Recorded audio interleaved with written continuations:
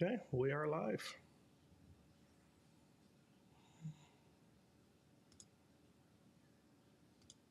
Okay, put a timer for 3 minutes. We'll start shortly.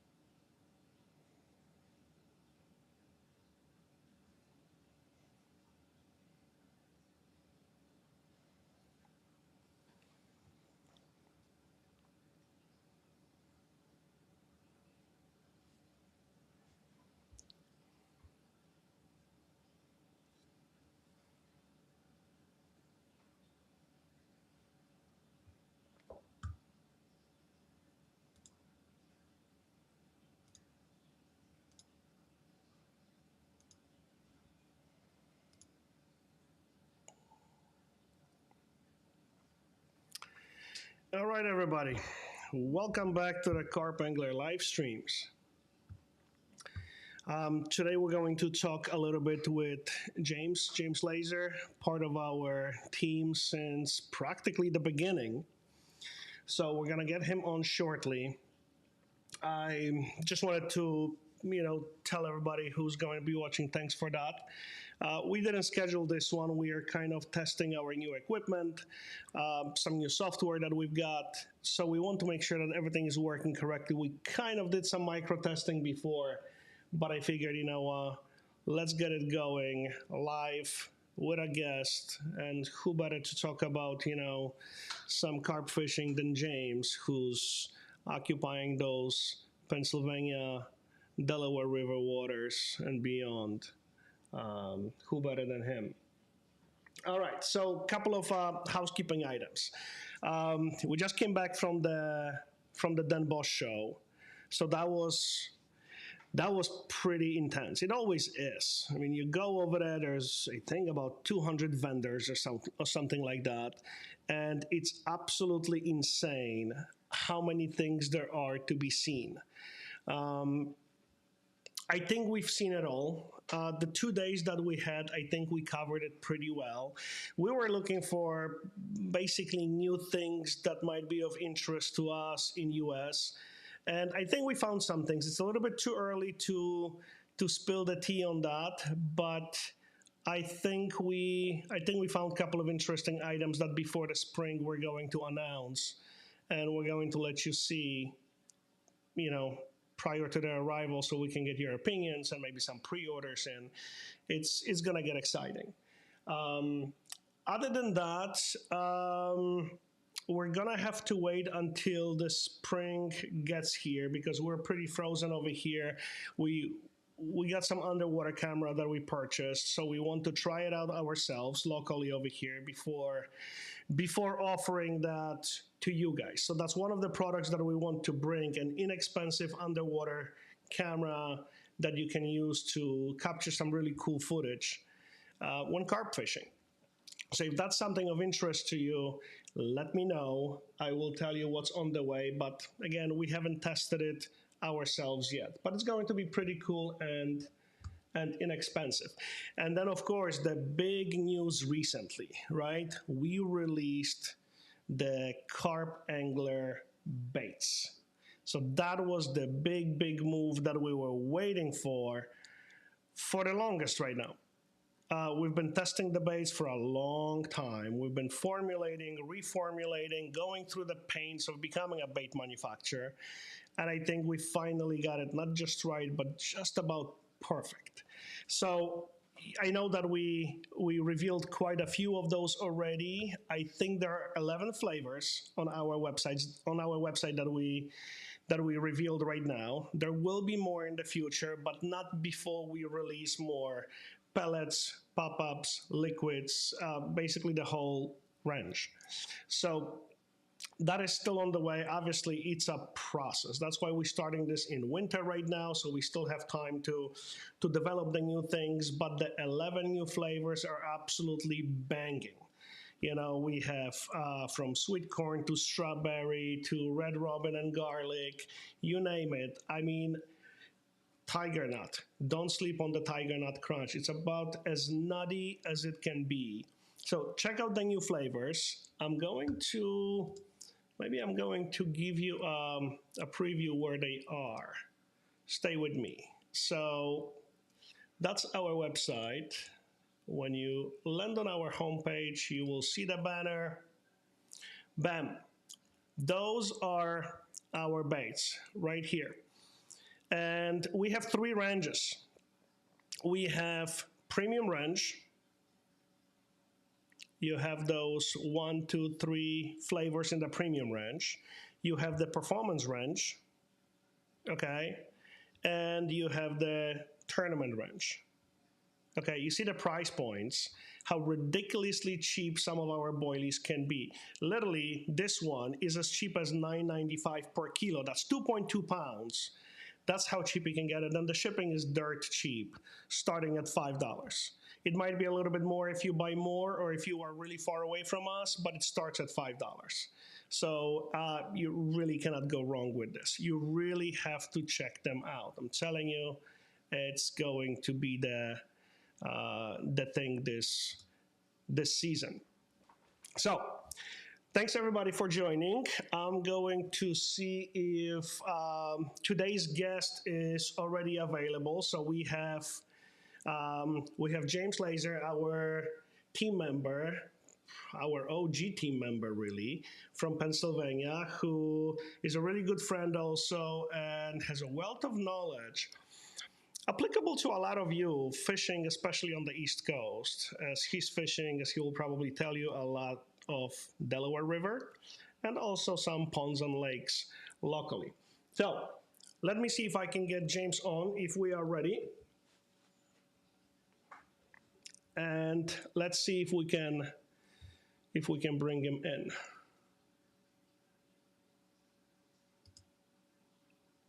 Hello, Raphael. Hey James, how are you? Oh, a little cold up here, but otherwise good. Yeah, we are pretty snowed in as well. I mean, what better day for a live stream than today? That's what I figured. Before the fishing season gets and I don't have a signal, we might as well do it. Exactly. So, for those of you who maybe missed the introduction, James has been an integral part of the Carp Angler team for as long as I think we have existed. Just about longer than that, actually. You know, James has some massive experience with carp fishing that has helped me also along the way, especially fishing, the local to him, not so local to me, Delaware waters, Delaware River water. But let's jump into it. James, how did you first get into carp fishing, and was it in Pennsylvania? Tell me how it all began.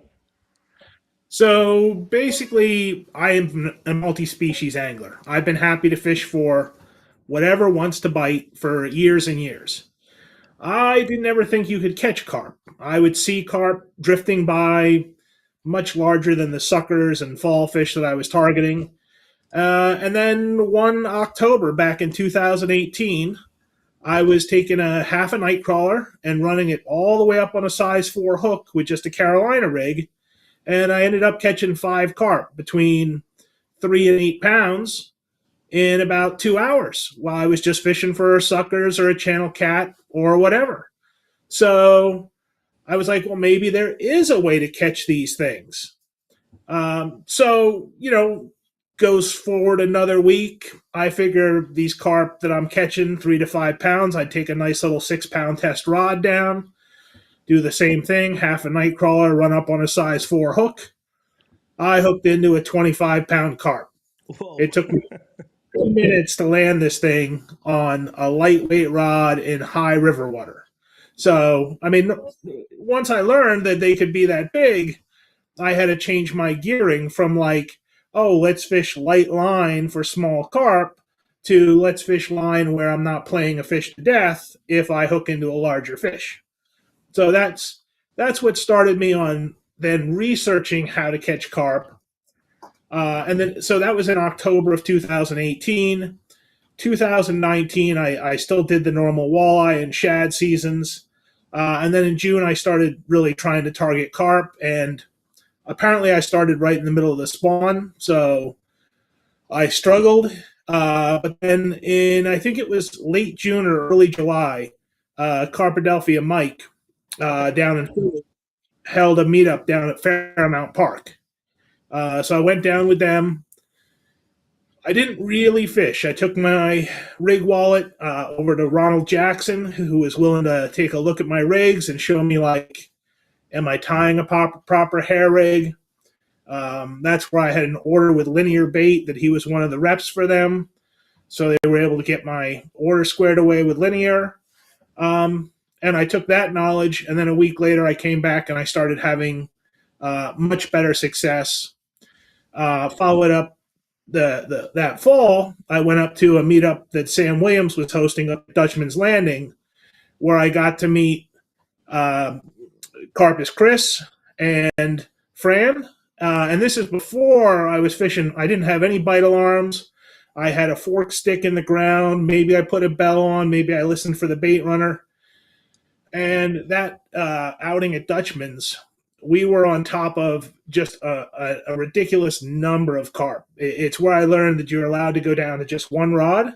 Uh huh. Um, and with me being the young spry one at that point, at about the upper 40s, and Fran and Chris both being well into their mid 70s, I went up and down the bank a lot with the net because I figured I could get up and down and net them, and I would pick their brains. And at that point in time, I couldn't even absorb all the knowledge those guys could impart. So I just took in what I could and, got kind of addicted to this sport. It gets pretty addictive. I can attest to that myself. I took a bit of a break from carp fishing. In Europe. Then I came here, and obviously with your assist, this has taken quite a turn. Ever since that famous wall kill outing. Where all of those dinks were just such a pleasure to catch. But look, you're fishing. You're fishing basically the one of the hottest rivers for carp fishing in U.S. Right. I'm With fishing the middle and upper Delaware River, which is basically a glacial scoured river. So it's freestone, very little mud, very little traditional carp habit. Our carp are mussel, insect, and fish eaters. So tactics are very similar to other locations, but locations where the normal feeding zones for carp are can be a little difficult. We're looking for mussel beds. We're looking for uh, eddies that have like mud eddies where we have bloodworms naturally occurring, or gravel, like light gravel, where we have like lamprey elvers and insects. So yeah, it's a little bit different than other people. So speaking of that, right? Because you're fishing those wild waters, there are, I'm assuming, not too many recaptures that are happening over there in a particular spot where you're fishing. How important and how is your baiting strategy fishing that type of river versus the location? Because it's going to matter what location it is and what the fish are used to. How do you approach it? And has your approach changed since you started carp fishing, especially on the Delaware River? So I have the blessing of having fished the Delaware for different species for a very long time. And so when I didn't think you could catch carp, there was no reason to worry about it, but I would know sort of seasonally where the carp would move to. So carp location, water height in the Delaware changes, can be pretty drastic, but we don't, I'm up in the area that's not tidal. So I don't have to worry about tidal. I just have to worry about current river height, rising, falling river, and river temperature because the Delaware gets cold. Right now it's frozen over. So there's no winter carp fishing the Delaware. So taking that information and then talking to like some of the walleye guys and some of the muskie guys on where you're seeing these fish. And because I'm one of the few Americans up here that fish for carp, people that don't target them, they might not want to tell me where they're fishing for walleye, but if they saw a big carp, they tell me like GPS coordinates to where it is. Cool. So they'd be like, "Oh, I was canoeing with the family, and right upriver from this stream at this point, we saw one of the biggest carp we've ever seen." And so that's probably a 30 plus pound fish.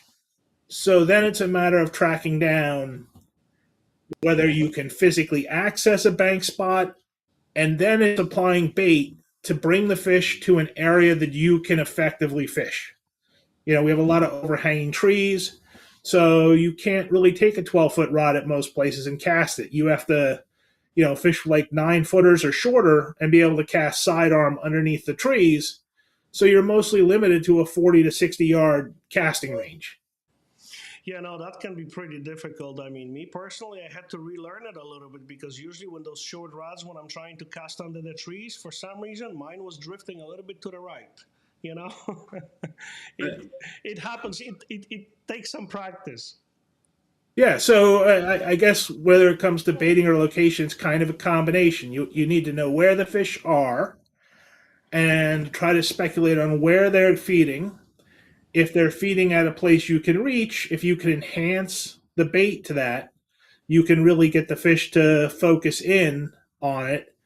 And if you can't, if you can at least put it into one of their transit or resting areas, because a lot of these fish will go out and feed near the main channel in the mussel beds. But then they don't want to sit there all day burning energy, so they'll drift over to the out of the current and to the current edges or into the eddies, and so they're still willing to feed there. So you just have to sort of adapt. And because in lower water they can feed in a very large part of the river, you have a lot of difficulty getting them on a bait pile. Now, when the water's higher, they get limited. They don't want to fight the heavy current if there's food elsewhere. So they will find your bait pile and focus on it. And if you can bait 3 or 4 days in a row, they will really pattern themselves to it. And then you can have usually a pretty good day. Yeah, no, I mean, obviously they very opportunistic fish, and and also creatures of habit. So yeah, I mean, learning their patterns, especially where you fish a little bit more often, is crucial. You will literally find the times of day. Correct me if I'm wrong, where they are biting from in that spot, whether it's in the channel, whether it's outside of it. Obviously, you get to correlate that with sometimes the water temperature, right? Because it's going to matter greatly. Whether it's a little bit deeper channel or a little bit even deeper bay or just the shallows between the rocks. But yeah, that's absolutely vital to learn those patterns that the fish have. So what I've learned really on the wild river fishing side of things, the patterns matter there more, I think, than at any other still water. Uh, that being said, I remember we were back in the day, catching a bunch of them, just putting straight, sweet corn on the hook. It's probably the easiest thing to do. Maybe not the most efficient sometimes, but what type of baits work for you on the Delaware River? And is it any different than what you're using maybe at some other local or not local ponds or lakes? Right. So on the Delaware, color it really seems to matter. Things like the tiger nut based boilies, the end blends that are that we'll call it a washed out pale brown. Or from BP Then Lakes? yeah, and like the cocoa berry pink diamond, the white is very critical. And then in the fall, we get a lot of yellows that come in, and that is probably because of all the acorns dropping into the river. The acorns drop in, their green or yellow tint, and the carp, learn where they will drop into the river. So if you can get to where the overhanging oak trees are and you're fishing a yellow bait, acorns to humans are not that appetizing, but acorns to carp often have small insect larvae in, small white worms that are very high in That's protein. right. Plus, they have the acorn nut, which carp. I don't think they taste tannins as bitter like we do, and they've got those phangeal teeth that they can just break an acorn up, Yeah, and reprocess that nut. So, like in the spring, you can get a pink or red works pretty well. Like strawberry pre-spawn is one of the better baits. There used to be a strawberry fish meal hybrid bait. That's what we got your big one on. Um, and then after the spawn, they kind of shift off that bait and they really like, either boiled field corn or boiled chickpeas or switching over to like white or yellow boilie. And so the flavor, whether it's banana or pineapple, you can debate, but it just seems like that color on the bottom must be visible.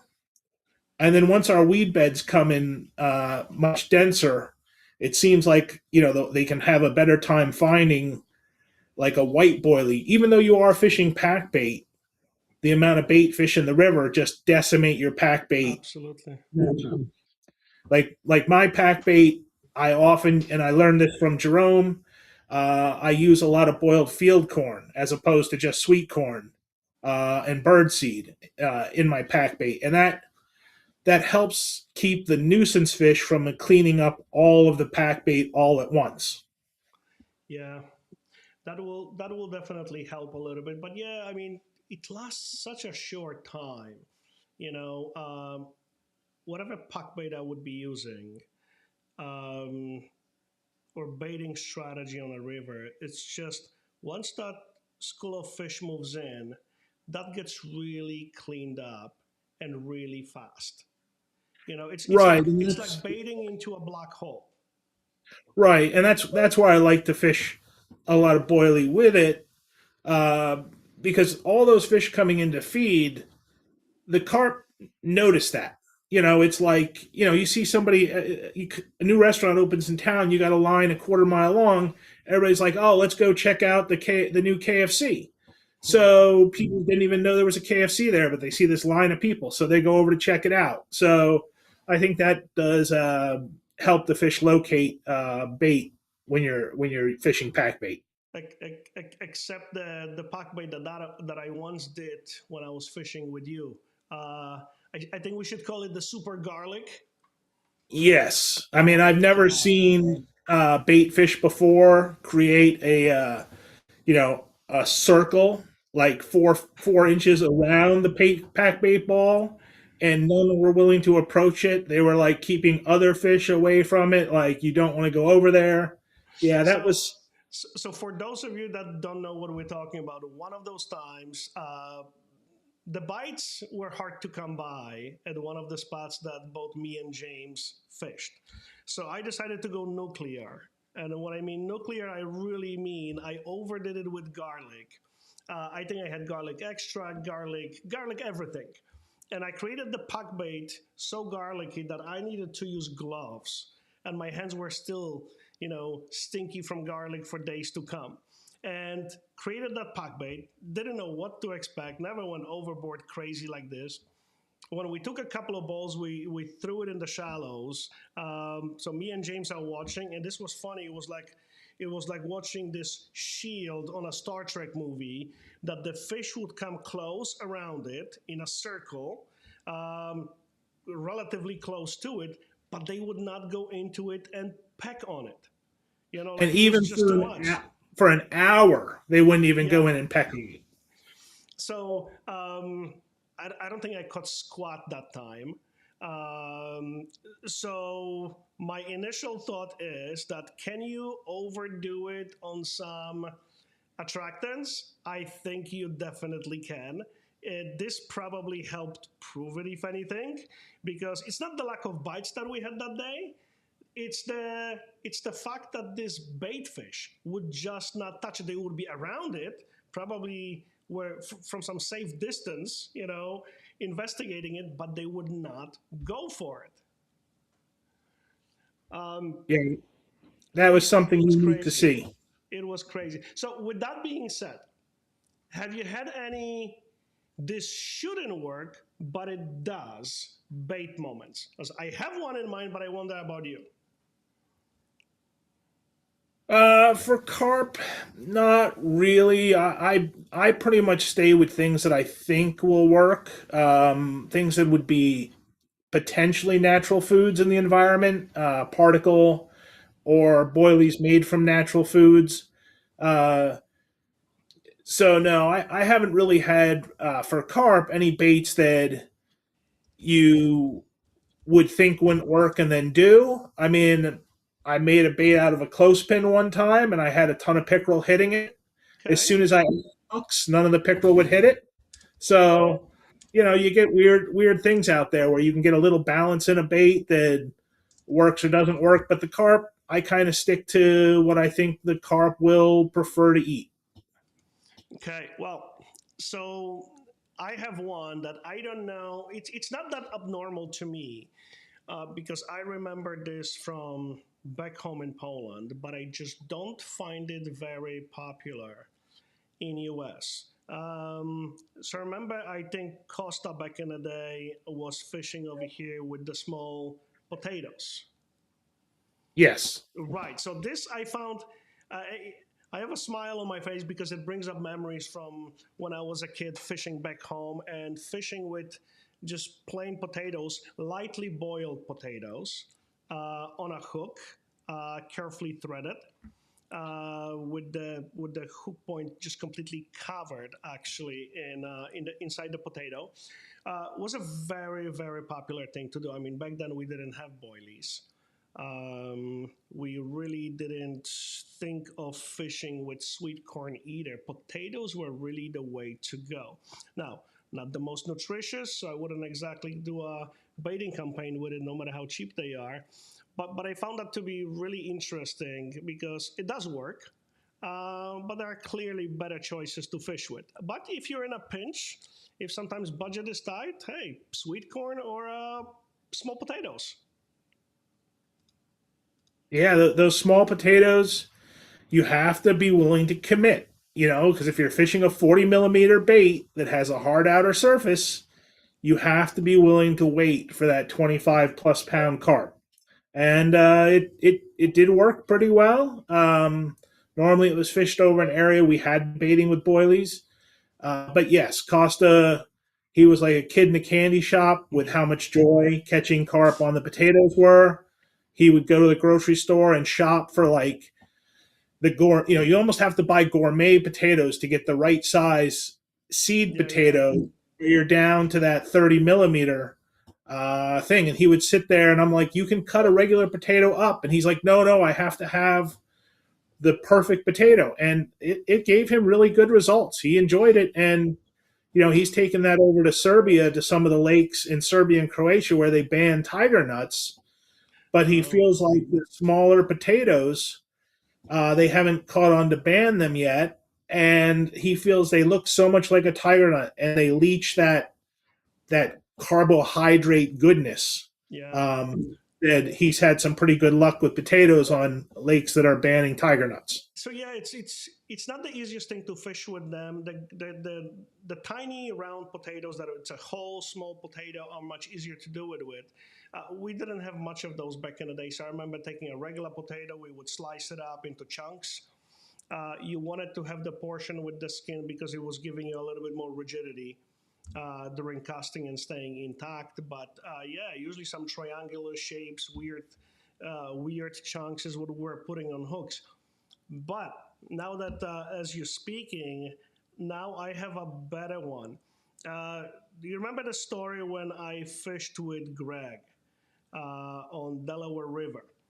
So this, Oh, I've tried to blank that out, especially the rocket stove, but there are certain so flashbacks I have. so let's talk about that bait because this goes. I mean, I would have never believed it unless I seen it with my own eyes. So we get to the spot, and I am the host over there. So I am offering Greg the better spot. I'm telling him where to cast, and things are kind of flowing and happening. We're doing an overnighter, and at some point, Greg says, "Oh, you know what? I'm going to cast out a rod that way." Not a bad spot, in the shallows, in between the rocks at nighttime where fish are going to be coming up. But it's really not the, excuse me, not the prime location at the moment at that spot. Greg goes in the water and catches a crayfish. I'm not talking about those tiny ones. I'm talking about sucker like this. Okay, he catches this huge crayfish, and I'm looking at him like, "What are you gonna do with it?" And he says, "I'm going to fish with it." And I am watching him how he's threading the hook and the rig through the crayfish. And this crayfish is big enough that it's walking like on a leash, like a dog on a leash, right? So he has this lead, and this lead is almost moving. That's how big this crayfish is. So he casts out, and he casts out in really, really, really shallow spot before the channel. And shallow, I mean, Jesus, like what, 2 feet of water? Maybe Right, and this was at night. and this was at night, right? It's important to say because this, you see, I'm not thinking about it, so this is completely outside of the box thinking. And he doesn't know the spot at all. That's the first time he's fishing. So he casts over there, and I'm like, Greg, you're probably not gonna catch anything over there. Take the prime spots I'm giving you. Fish over there. The fish are really biting over there. That's fine, but I really want to cast over there. I'm like, okay. I literally rolled my eyes, and I'm like, okay, if you don't want to catch a fish, that's fine, but I'm offering. An hour or less later, the alarm peels off on that goddamn crayfish. And he Right. lands a 34-pound carp within the first hour of us fishing it. 34 on Delaware River on this monstrosity. Yeah, natural food. That's one of the key prey items. During the day, you'd probably struggle with that, but at night, so many crayfish come out into the shallows and move around. The carp are coming in to feed on those, and that's why our river gets in this section some of the larger carp, because we have so many crayfish. We have like the American shad that run up from the ocean and bring all these nutrients. And when they die back in June, the crayfish population explodes. And so in the late fall, while the crayfish are still active and the carp have that fall feed, they're really chowing down on those. That's right. No, this was one of those crazy moments where if anybody told me this, I would probably take it with a big grain of salt, depending who the story is coming from. But holy crap, seeing this live on this huge crayfish was just insane. But then again, you see, like you have to sometimes see what others are doing because getting outside of that, a little box that you're comfortable in, where you think you know what works best, is really good. Seeing what others are fishing with. Um, Now, last year or the year before, I think I know the answer, but tell us the most memorable carp fish from Pennsylvania for you. Go. Well, it's hard to say. Most of my most memorable carp are fish I've helped put other people on. Are you talking about the 40 I had? Or are you talking about a different one? I would guess a 40 because to me, to catch a 40 in that section of Delaware is basically worthy of a lifetime achievement. That's how I look at Right. it. And so that fish was the act of catching that fish in the amount of mud. It had just been after a tropical storm came through. The river had been out of its banks. It had finally settled down a week later. So I went down to one of the mud flats to fish. My buddy had fished it before, had caught no carp, hadn't told me that, but he had put some boilies in. And so mostly he had put some tiger nut boilies in, some of the DT baits, and some superfruit I had given him. And I went down and I fished like superfruit, and then I fished a 24 mil cocoa berry pink diamond because I wanted, the water still had stain, had mud in it. I'm standing in 10 inches of sticky mud, trying not to fall. I probably should have just quit before I even cast a rod, but I needed to be out on the bank. So, first rod tears off. I get a 20. 20s don't excite me anymore, but I was really happy to like not blank that day.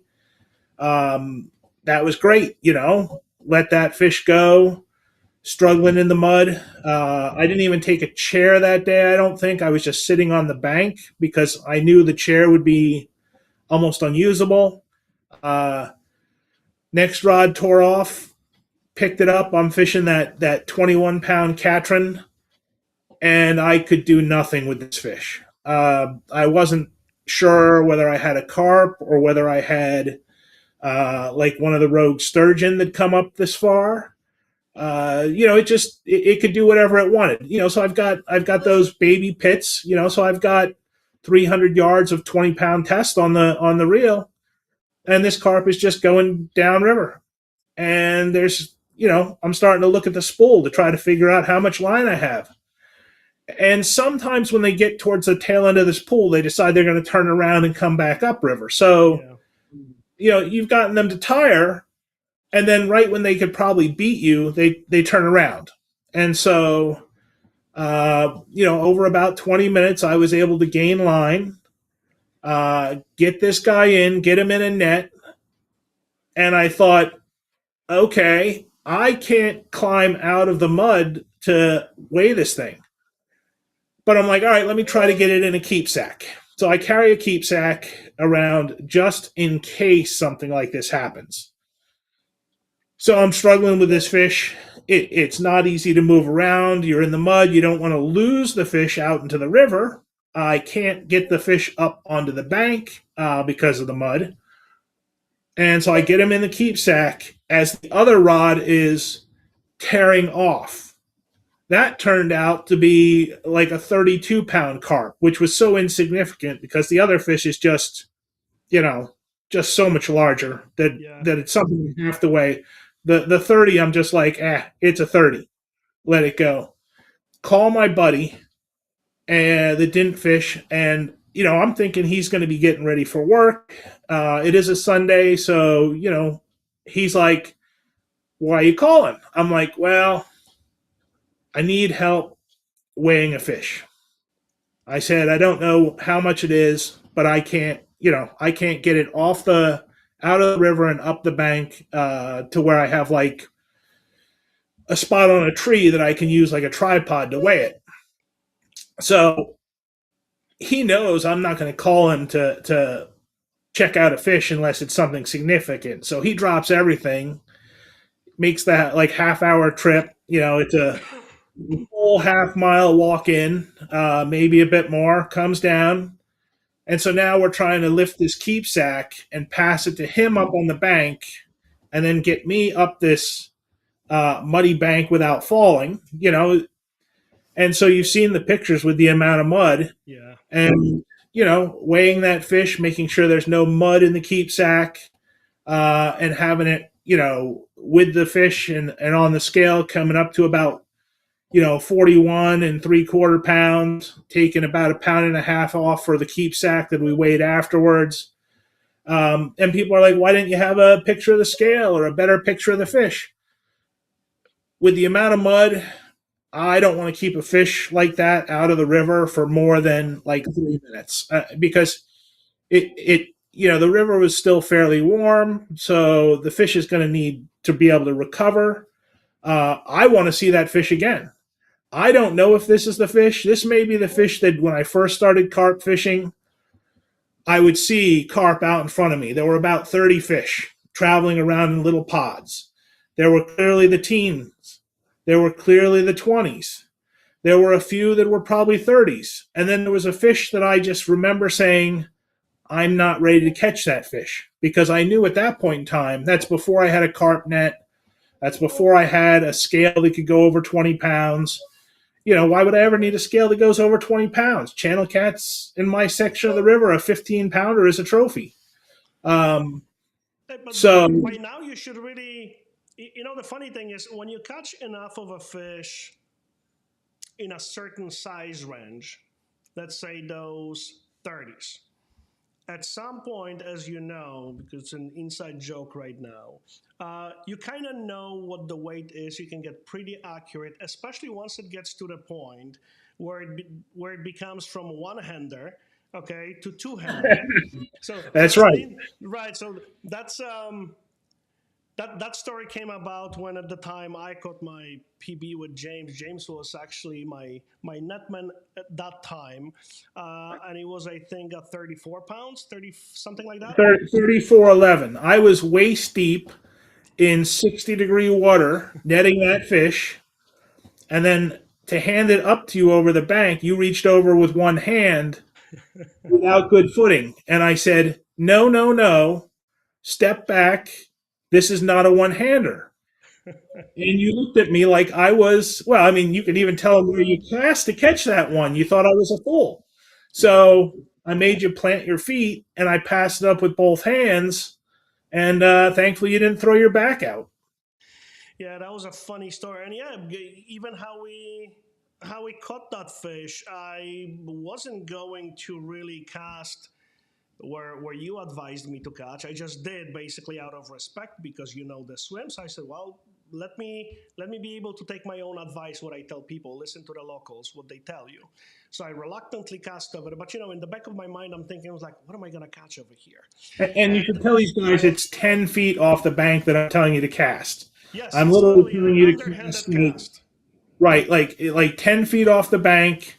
You're thinking that this is like 2 feet of water, where really it is like 6 to 8 feet of water. Right. And it's the feeding edge of a mud bank. Yeah. So, but you don't know that because it's your first time there. Yeah, so this was pretty cool. I mean, that fish was absolutely. I think that was at its fullest. That fish was topping out at those 34.11. It was pre-spawn. It was as fat as it can be. I don't think you could squeeze any more. I still have videos and pictures of that fish. You cannot squeeze any more into that frame. That was uh, that was pretty amazing. But so those are the fish that we did land. How about do you have a fish that you've lost that still haunts you to this day? Well, it's not a carp, but it was on my carp gear. Fishing for a mid-November carp, fishing sweet corn. I got a solid, little rod twitch. So not your normal carp run. I got a rod bump, and I'm like, And that was on the well, river. on the river. So I'm like, all right, I gotta lift this rig up to see if the rig is tangled or what's going on because it could have been a leaf. Well, I hooked into a 45-inch muskie Holy cow! on a hair rig with 3 pieces of sweet corn in November. Now I was able to play that fish and see it, and now I've banked the muskie before, but I've never had one where I could put my hands on it because of the high banks at certain places.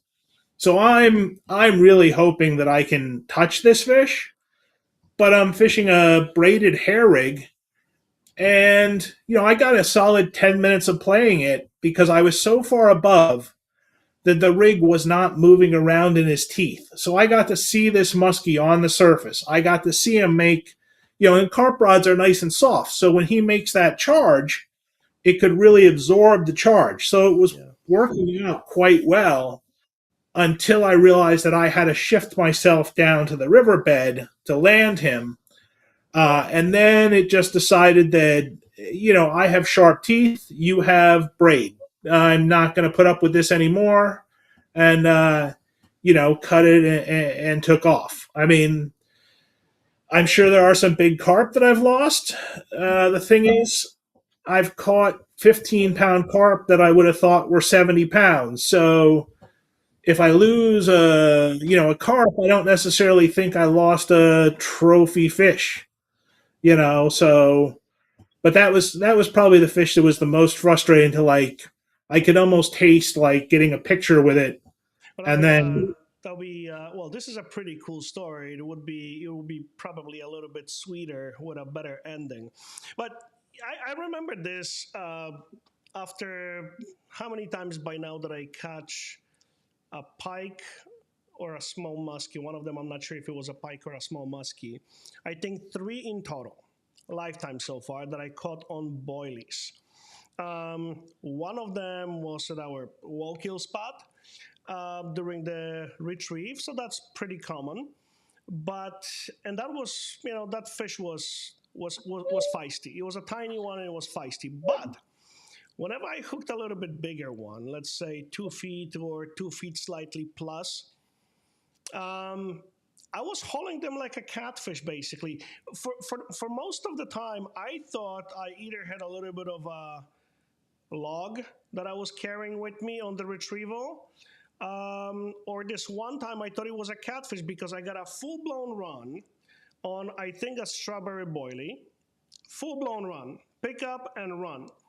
And when I hooked up, it wasn't too heavy. I thought it was a catfish. There was a couple of head shakes, and then it was just like logging it, like a dead meat on the other end. So I spoke also with a couple of guys in France last year. One of them caught, must have been a lake record, 3 pikes on pop ups in a week. They didn't catch a carp, but caught 3 pikes on our PB Muscle pop-ups, the one that we did together with Forgotten Flavors, and it was similar. It was like logging a little trunk that wasn't fighting much until you change that angle or it senses something else is wrong. Was that's that right. similar? It lets you bring it in, it lets you see it, it then looks you in the eye and it gives you the finger. It raises that fin up and then it just takes off, in a full blown charge. And, you can stop them, but if you don't have a steel leader, That's right. it just takes a little nick. It's not the first time it nicks your line that it breaks. You get a couple nicks, and then the next thing you know, it's just thinned down and they're gone. Oh, look, guess who's in the chat room right now? One gentleman called, he might sound familiar to you, Douglas Roll. Oh, okay. That's Doug is the guy who, when we would be fishing Delaware River, and remember, I have to travel over there for 2.5 hours one way in the middle of the night just to secure the spot, set up, bait up with whatever, just try my best and catch nothing, or maybe a dink or two at most. And then Well, this guy pulls up I don't know where with his what is it, Saint Croix or some other you oh, know one rod, bare feet. Yep. yep. He casts out next to me. He politely asks if he could, of course, that's his, that's his local spot. He casts out, we're talking, catches something like a mid 30, and okay, see you guys later, nice day. And we're just looking at him like, what the hell just happened?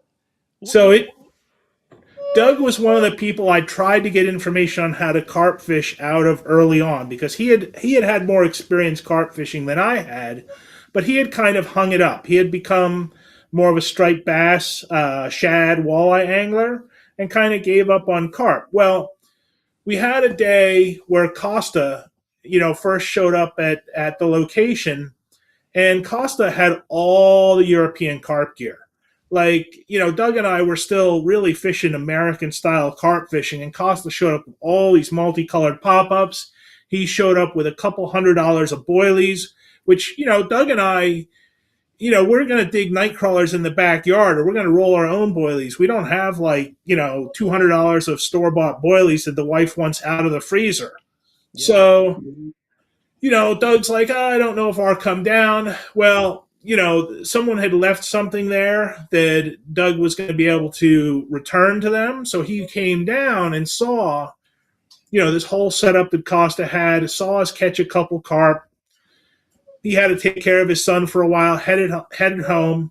He came back down just at sunset, like around 7:30 at night this time of year. And I had been fishing with Costa since like 6 in the morning. So I'm toasted. Well, Doug sets up, his nice white rod, sets it up, in a vertical sand spike, and boom, it takes off. Now, I've packed up my net and everything, and we sort of said our goodbyes, and I was going to head out. And he is fighting fish that is just enormous. And I say to him, I go, Doug, do you want me to put the net back together? Well, I didn't get an answer right away, which that meant to me that Doug probably felt a little guilt, didn't want me to put the net back together because it was all drying away, but at the same time knew that this was a fish that his normal catfish net was not going to be able to handle. So I get the net back together. He's fighting this fish like a champ. We've got a little outflow next to the main river. I go to net this fish. The first pass, I miss netting it. I'm like, oh, dear God. Thankfully, the hook stayed because I would have felt terrible knocking his carp off. We get it in the net. Now, neither Doug nor I had a scale at this point in time that could weigh this fish. We know it was at least 30 pounds. But like Costa had the big scale. We didn't think we needed a big scale. But we got some good pictures for Doug, and Doug's the only one that has like a white ghost out of the Delaware, like a 23-pound, mostly white ghost carp. You'd call it maybe a koi, but it's probably a naturalized koi. And when he first caught that, we told him, like Costa saw him catch it or something, and it was the first time he's ever seen somebody catch a fish like this. And Doug's like a regular angler. He's like, oh, it's a carp. And Costa and I were like, I wasn't able to be there for that catch. And I'm like, Doug, you don't realize like what, like that's a lifetime capture. Yeah. So, Costa was able to get some pictures with him of that fish. So, that's how we corrupted Doug, which was, we got him to return something to somebody. He saw Costa and I, and then he starts out like his new carping career with a 30 plus. And that's really like a really addictive way to get somebody hooked. I know. There's just very unfair, Doug. Very unfair. My only consolation was that in that very same spot, I caught my only Delaware mirror.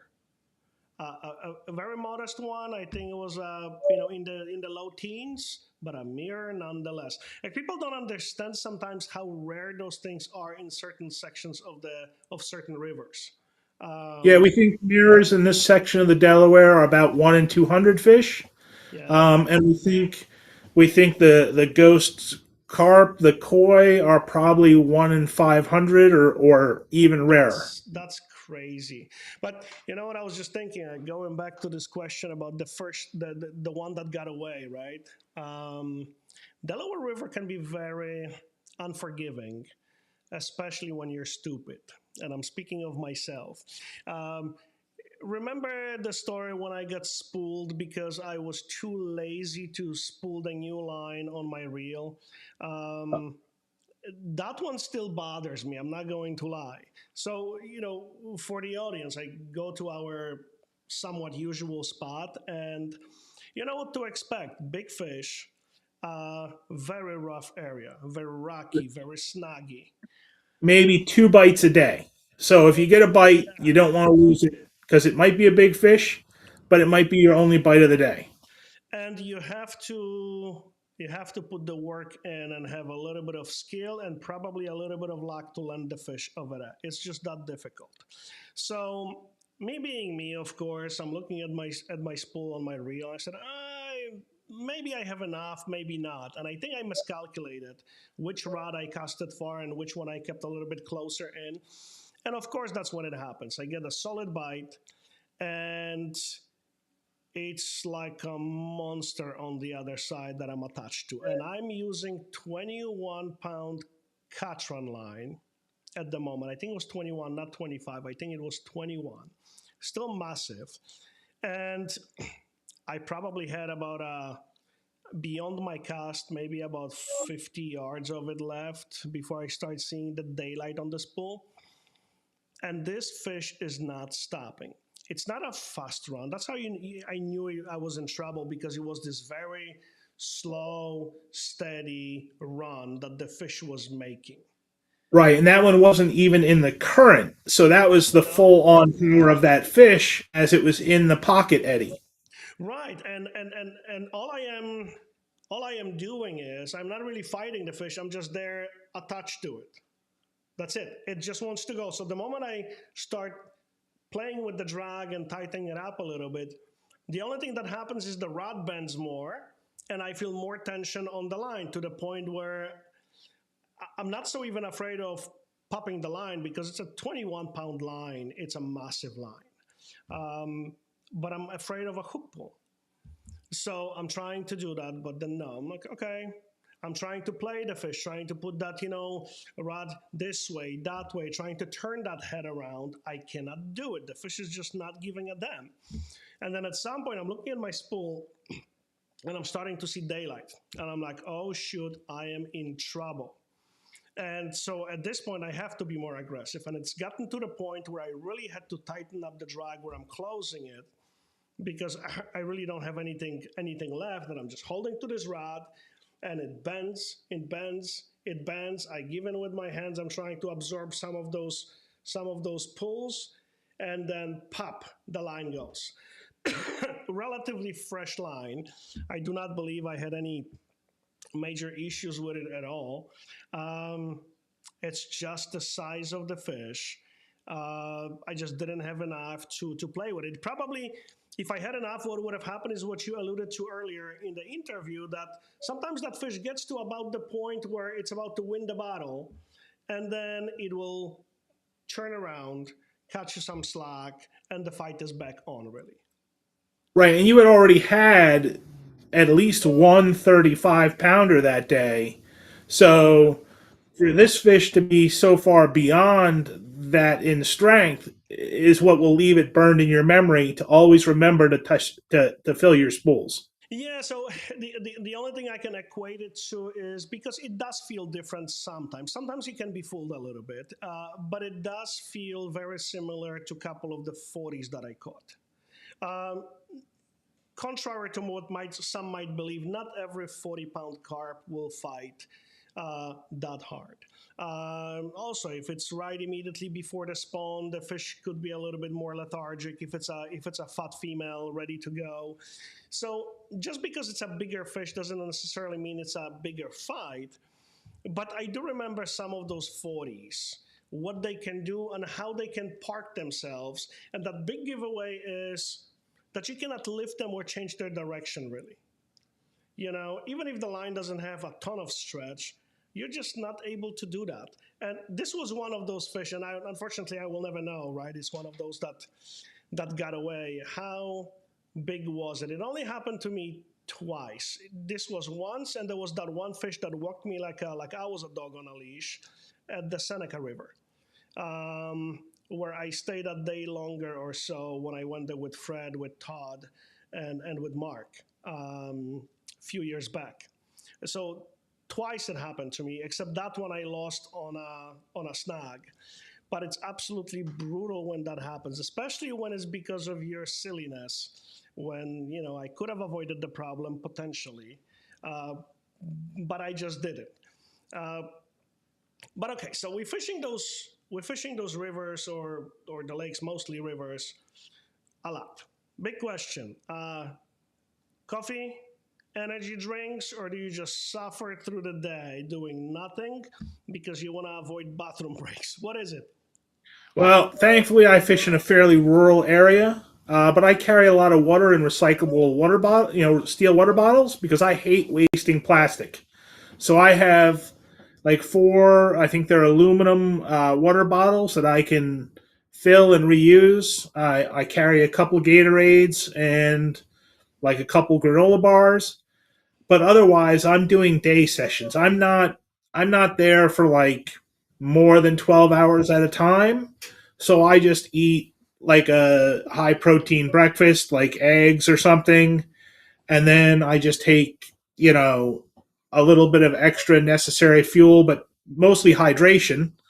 And some of the spots I fish, water's heavy. It's 8 pounds to a gallon. So I'm carrying, in the heat of summer, I'll be carrying like a gallon and a half of water plus a couple Gatorades plus bait. And the pull cart doesn't always work. So, I know you and Costa would laugh at me as like a pack mule. You'd see me with all this stuff on me, and it's like, well, I can't make two trips because I can't leave my gear unattended, lest, a canoer find it. And I have to have enough water to get down in, fish the whole day, and have enough water to get back to the car. Because I've experienced dehydration. I was about ready to wander off into a swamp because you get really dumb when you're super Yeah. dehydrated. You start to lose judgment, and so I learned my lesson like without injury, but I learned it that I always take extra water. So I don't know if you guys are plastic water bottle people, but if you're going through, what those quart bottles, that would be like, eight bottles in a day. Like it just would become unbearable. And thankfully, I have really good tap water, so I'm a reusable steel. I'm still waiting for the logoed, water bottles with Carp Angler, but with how heavily I use them, those logos would probably just get brushed right back down to the aluminum, in one season anyway. But yeah, that's my focus is uh, plenty of water, some Gatorades, trying to be smart and stay out of the sun because carp angling is not, a 2 hour tour. If you're going to be Yeah. out there, and that's some of the spots that I would like to fish are blazing sun, and I can't be sitting in that for 6 hours. No, that's rough, and heat exhaustion is a real thing. I think I told you about it. It was a CAG event, I think, in Connecticut when it happened to me. Um, don't remember which event it was, but we were in the was it Middletown? We're at the park over there, and yeah, I didn't drink enough. Whatever I had left, somebody else was really in need of a drink. I gave them my bottle. And at some point, and it was hot, it was, I think, over 100. It was absolutely brutal. And whatever meat we had over there, whatever it was, I don't remember right now. But I know it was a COG event. I got heat exhaustion. Okay, and it could have gotten worse. I had to get in my car, put the AC on a on a full blast, get some water, because I could tell that dehydration it wasn't creeping in, it was already there. I was really in a bad shape. So In those summer times, it's easy to sit down in a chair and forget, but you have to drink. That being said, I know Doug is saying that coffee for him, but no, not for me. If I have a coffee, you can set your timer by me, okay? And in 15 minutes, I'll be somewhere in the bushes, just looking over my shoulder to make sure that some Pennsylvania bear doesn't get me, or some crazy raccoon. So yeah, I can't. I have to limit myself to as little food as possible, bankside, but a lot of hydration so I don't get a headache. Okay, that's just me. I don't know. Metabolism just with me works, especially with anything that has caffeine. So even tea. So again, I try to avoid it because it can be a funny situation. That being said, I always keep in the car, those portable toilets and the whole setup, so I can just quickly whip it out if really nature calls. And it has happened a few times, so it saved me. So I don't have to be completely in the bushes, working my behind up with some leaves, but keeping it a little bit more classy. Um, but yeah, wild river fishing can be definitely fun. Now, switching gears, um, social media, Facebook, YouTube. I'm seeing an enormous growth right now of everybody either doing live streaming while they fishing, podcasts, interviews, recording their own um, fishing trips, you name it. Not just the pros anymore, like it was, a decade ago. Uh, with that comes much more exposure to carp fishing, and it also the Facebook gets a little bit more saturated with similar content. Um, and then everybody has also an opinion about everything related to carp fishing. As you know, you ask five anglers about a rig, they're going to give you six different opinions. So, what's your opinion? The social media, Facebook included, does it help the carp fishing to grow it, or is it hurting it with the way it is going? So I think it's making carp fishing much more accessible to the general public. Like for me, once I realized that carp could be caught, my next thing was to get on YouTube and Facebook and look around, and I found the Carp Angler group, and from there I found the meetups. So I could see the videos on how to tie a rig, but until I took them down to that Carpadelphia meetup where I could say, hey, I've tied my rigs. What's right about these and what's wrong about these? Because you can catch a carp on almost any hair rig, but your hookup ratio between a really well tied, properly balanced hair rig and a sloppily thrown together one can really be a big difference. When you're fishing, when I'm fishing someplace like Thomas Bull with a lot of smaller carp or the Wallkill, I'm going to get a lot of bites. So, if I'm not hooking everyone, oh well. But when I'm fishing on the Delaware for the larger carp, I need, a good hookup ratio. So that's the learning. You get to learn about your bolt rigs, you get to learn about your running rigs, you get to learn about, baiting and feeding strategies. Thanks to the global reach, you can get on and see like um, some of the carp guys in the UK have great boilie making videos where like sure you have to translate from metric to an English system when you're doing your boilies, but hey, you can make your own boilies. The negatives are if someone posts a big fish at an easy to access location, like New Jersey Fishing Maniac caught a 40 over in North Jersey last year while he was live. And then, like the next week, like 10 guys were at that spot. Now, he doesn't care because he knows it's a very public spot. It's basically a channel between a lake and I think it's the Raritan River. Might be Passaic, but I think it's the Raritan. And, so he knows that that fish was there at that moment and it might not be there again.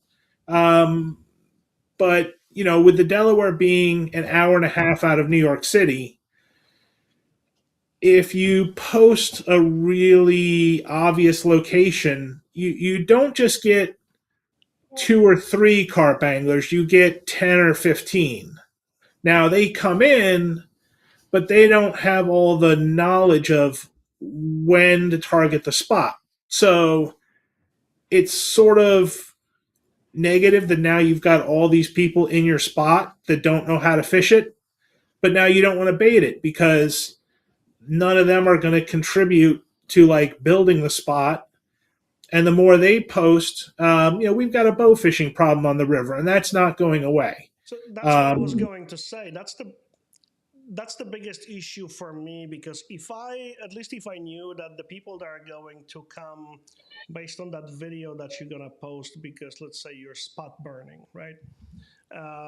If they're going to be legitimate anglers, that you don't have to worry about funny stuff like bow fishing, or people just, the meat eaters taking it with them, or basically killing the fish.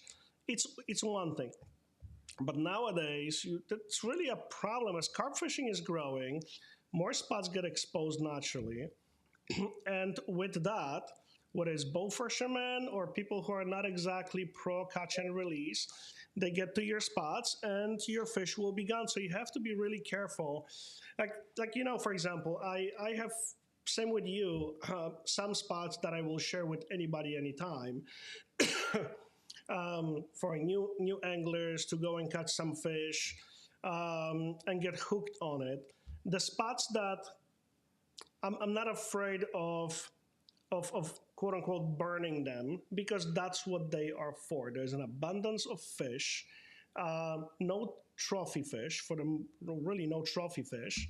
And so those are the type of spots that are to be given away to people. And then of course you have your other tiers where they are reserved either for just you, or you and one or two trusted friends. So you know that the spot will be always taken care of and not ruined by some people with no good intentions. But yeah, that's definitely a big problem, especially as carp fishing is, and I think it is growing based on our store metrics. I know that we are a relatively new business if you're looking at it from the outside in, but there's enough data that I see and speak with people that are in the industry period in US, that we can tell that the carp fishing is really growing. So I think it's a net positive overall, the social media. It's just what we do with it. But spot burning is a real problem. That actually would be a good topic for one of the other live streams that I plan on doing. so and the thing on the Delaware is there are tons of places to fish for carp. There are a limited number of reasonably easy access spots. Like most of the people coming out of the city, they don't want to be hiking a mile into where a particular stream comes in to fish for carp because they want to bring the whole carp gear. They want to bring the whole configuration, the rod pod, the 12-foot rods.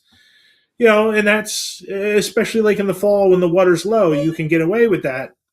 Um, but then because they all want to come to the few reasonably easy access spots, then it becomes tough. Like if they were willing to spread out, we have the Delaware Water Gap National Recreation Area that runs from Milford all the way down to the Delaware Water Gap. And the river changes pretty significantly from, what we're called the upper end, which is like Matamoros Milford area, down to Delaware Water Gap.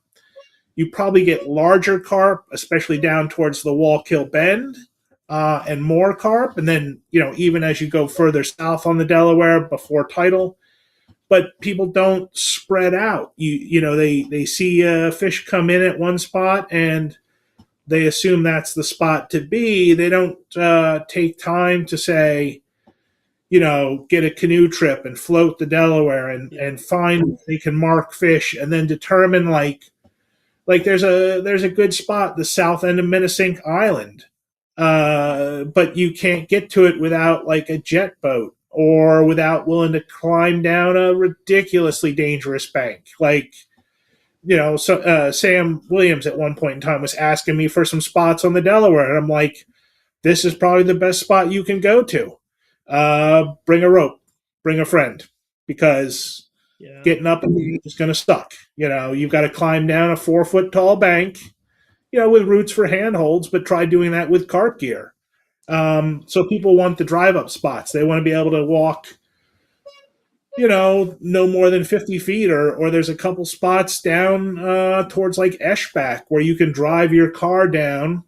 Make sure you have 4-wheel drive. You can drive it right down to the freestone bank, unload your gear, go up and park, and you can catch some carp. Yeah, no, that spots accessibility on Delaware is rough. Okay, and it's either a rough access if you want to get to a bigger fish, or you have to walk a lot, and then the goddamn ticks everywhere. I hate those suckers with passion, but the ticks are in abundance over there. I mean, same thing in New York, but it really turns me off from a couple of spots because I know I'm going to get to that spot and I'll be checking myself every 5 minutes. Oh yeah, I gave, and I know I'm name dropping, but I gave Jerome a spot he really wanted to try, and his wife told him that no carp was worth getting Lyme disease because I had warned him. I'm like, you're going to need to take light colored clothing tucked into your boots, sprayed with like permethrin plus a repellent. I'm like, and then you're going to need to check yourself at the end of the day. Like, this is this is a spot I do not fish because of the number of ticks. And he walked in, he saw it, he was really excited, and his wife reminded him that like there are a lot of great carp in the world, and even though that's an exciting spot, maybe it's not worth that risk. Yeah, no, this is. I got lucky when I got the only tick bite that I had. I took that tick, got it out. I knew it was fairly early, so I wasn't extremely worried. But I lose a little bit of sleep that night. Uh, I right away packed it up in a Ziploc bag and some envelope, and I sent it to PA. There's a spot. I forget right now exactly what it is, but there are a few places that can test the tick if the tick carries any of those serious diseases. It doesn't mean that you necessarily get the disease, but it will at least tell you if the tick was quote unquote clean or not. So I did that, but I will never forget how in Connecticut I went to check out a spot and I got into those light bushes for maybe 10 seconds.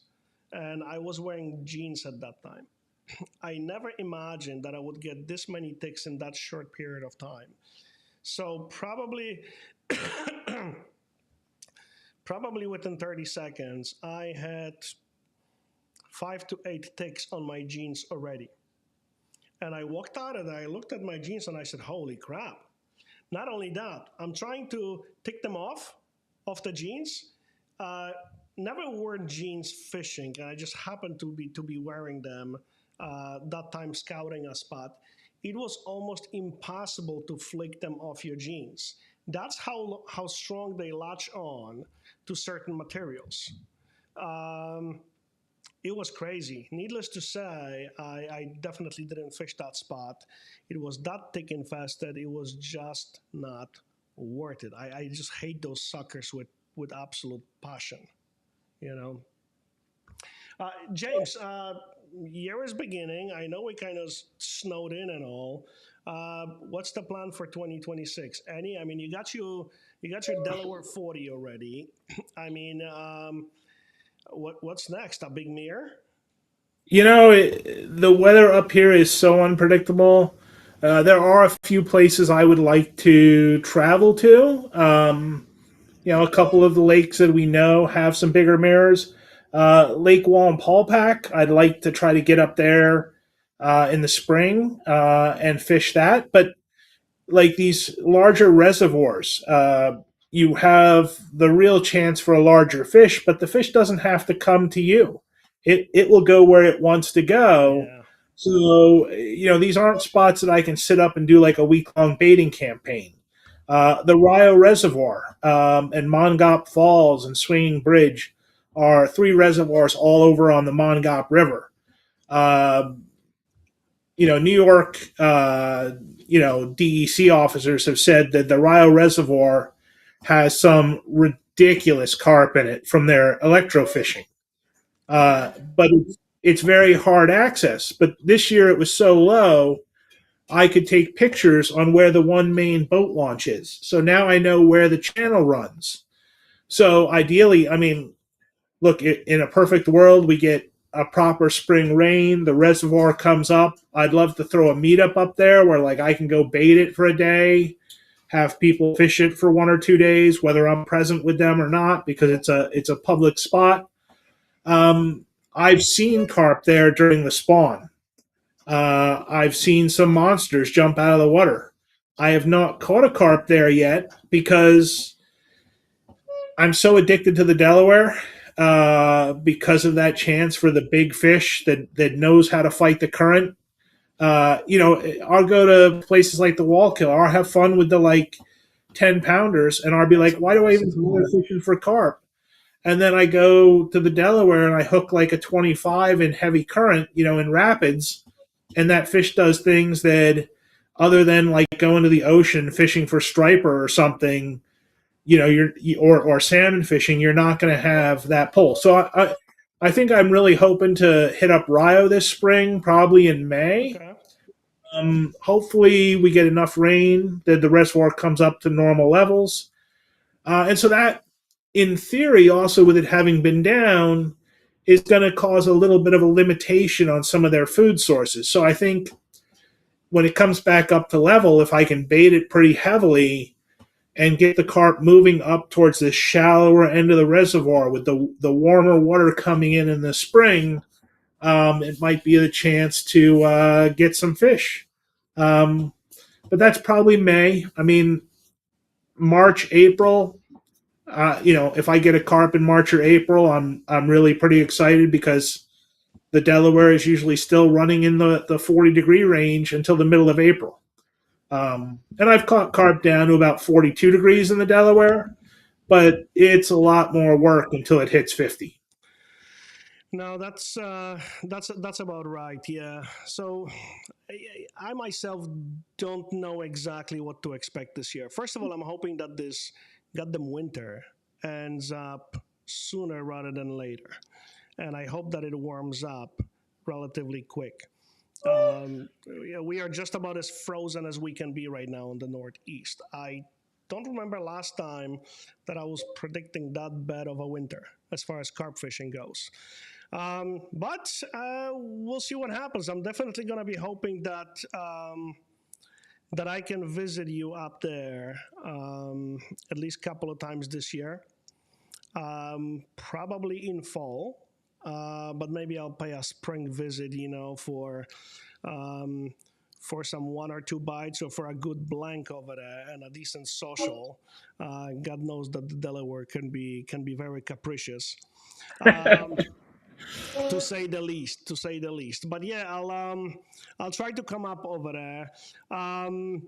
Everybody who's listening, if you guys are going to have any follow-up questions for James, please leave a comment. The live is on Facebook and on our YouTube channel at the same time.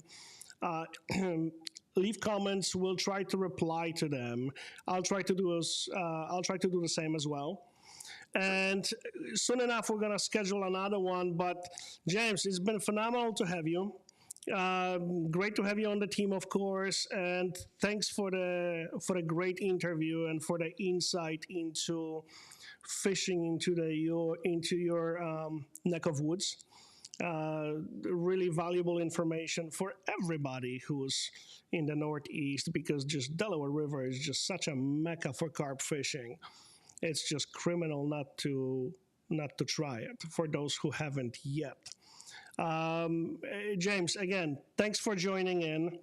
We're going to follow up with replies to your comments after we finish the live stream. And again, James, thank you. All right. Have a good night. Thank you, James. All right, so that was James Leiser, our team member, Carp Angler Pro Staff, joining us for our introductory interview using our new software. So I hope you enjoyed it. Hey, by the way, I know I mentioned this at the beginning, but today and tomorrow we are running a special where we're offering free shipping at carpangler.com. Use code SHIP0 together as if it was one word. SHIP0. Spell everything out. SHIPZERO. Enter that at checkout or in shopping cart, and you get your shipping for free on virtually every single item in the store. So that's happening the whole weekend. I figured we'll do it today because tomorrow is the Super Bowl. Um, don't kill me over here. I just don't know who I dislike more, Seattle or New England. Easy there, New England boys. I'm a lifelong Giants fan, so I have to hate you. Um, but anyway, I hope that tomorrow's game ends in a tie and nobody wins. As far as fishing goes, God damn it, this winter is killing me. I hope that we see some better weather soon, um, so we can test out our underwater camera. That will be pretty cool. But in the meantime, hop on carpangler.com. Check out those new baits that we have been releasing recently. I will pull it up right over here for you. Okay, and those baits are as good as it gets and as cheap as it gets. Okay, I'm telling you guys, we worked on it for a long freaking time. So I am hoping that you like it. No, I'm hoping that you actually love it. And yeah, seriously, if you have any questions, leave a comment in the comment section, whether you are watching on YouTube or on Facebook. We're going to schedule the next live. And yeah, show us your support by jumping on carpangler.com and shopping with us. Most of the items still ship for only $5.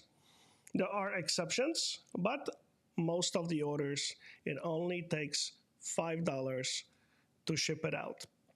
All right, people. So I'll be waiting for your comments. We'll try to respond to as many of them as possible, as soon as possible. And we will talk soon. Thanks so much for joining.